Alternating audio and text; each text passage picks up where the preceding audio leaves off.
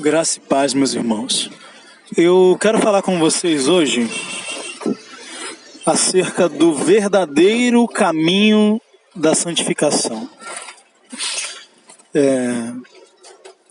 Hoje em dia falar de santificação é algo muito delicado, né? Você precisa tomar muito cuidado para que as pessoas entendam exatamente o que você está querendo dizer. Porque existe a santificação que te é apresentada dentro de um sistema religioso. E que santificação é essa? É aquela onde te apresentam um conjunto de regras e te dizem, olha, isso aqui é santidade. Cumpre todas essas regras aqui, não faz isso, não faz isso, não faz isso, não faz isso. E isso é santidade. Só que, meus queridos, antes de eu falar sobre o que eu penso disso, deixa eu deixar uma coisa bem clara aqui, né? Para que ninguém me interprete mal. Existem regras no Evangelho. Existem regras na vida debaixo da graça. A vida debaixo da graça não é uma vida sem regras. Existem muitas regras, né, no Novo Testamento que nós precisamos seguir. Por exemplo, tem regra para você ser um pastor, tem regra para o casamento, né? Por exemplo, você não pode casar com uma pessoa de outra religião ou uma pessoa que não é cristã, que não tem a mesma fé que você. Isso é uma regra. Ah, mas eu casei.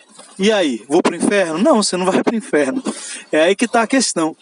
Essas regras, elas não são para você ser aceito ou para você ser salvo. Essas regras são para o seu benefício. Porque a graça de Deus, ela te tornou filho de Deus. E qual é o pai que não vai impor regras para os seus filhos? Todo pai que ama, ele vai dizer para o filho, olha, não bota a mão nessa tomada. Mas por que ele está fazendo isso? É porque ele quer impor um jugo de condenação sobre o filho? Será que o filho só vai ser filho se ele obedecer? Não, não é isso. Quando o pai diz, olha, não bota o dedo na tomada, é porque é para o seu bem.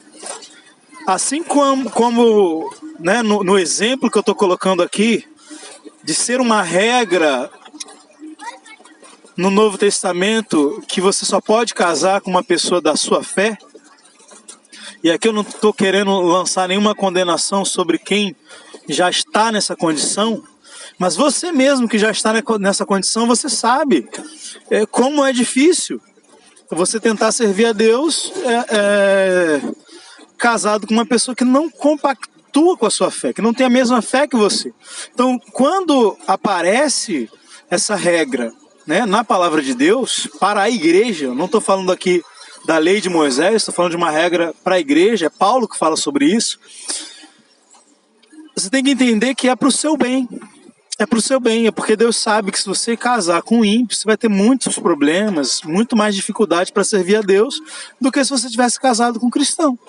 Agora, Danilo, tá, mas eu já casei, já sou casado, vai continuar casado. E vai orar, vai ser testemunho para essa pessoa, para que essa pessoa tenha um encontro com Deus através da sua vida. Mas você vai concordar que você enfrenta dificuldades que você não precisaria enfrentar, né, se você tivesse casado com uma pessoa da mesma fé. Então, se é errado, então eu vou separar do meu marido, vou separar da minha esposa. Não, aí você já vai estar quebrando outra regra. Porque Paulo também disse que se a mulher ou o marido, se você é casado com uma pessoa incrédula, você não deve se separar. Se essa pessoa consente em viver com você, se ela não diz assim, olha, ou você abandona a sua fé, eu vou embora. Paulo diz, olha, então deixa ela embora. Mas se ela não faz isso, fica com ela. Fica com ela porque a mulher incrédula é santificada pelo marido crente e vice-versa. Então eu só estou usando esse exemplo, tá, irmãos? Eu não quero falar sobre casamento, não. Eu só estou dando um exemplo de que existem regras, princípios para a igreja. Quem faz parte da igreja vai estar debaixo desses princípios. Muitos deles, a maioria deles, não vão te levar para o inferno se você quebrá-los, né? Mas vão te trazer consequências. coisas que Deus não quer que aconteça na sua vida. Tudo bem? Dito isso, por que eu estou dizendo isso? Porque algumas pessoas podem dizer, o irmão Danilo prega que não tem que obedecer regra nenhuma. Não, eu não prego isso. O que eu prego e é o que eu vou falar agora é que o caminho da santificação não é um caminho de obediência a regras. Você não se santifica obedecendo regras. Você se preserva obedecendo regras, você se protege obedecendo regras, mas você não se santifica obedecendo regras.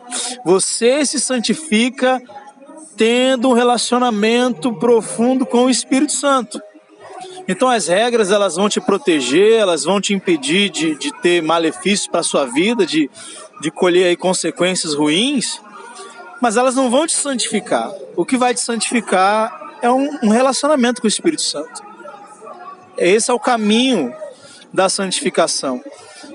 E o que a religião nos apresenta é só regras, né? Você chega e eles te dão as regras e dizem, olha, santidade é isso aqui. Cumpre tudo isso aqui que você está andando em santidade. E aí a pessoa está lá com um coque, não raspa o sovaco, não pinta a unha, a roupa é lá no pé e a língua é lá na esquina.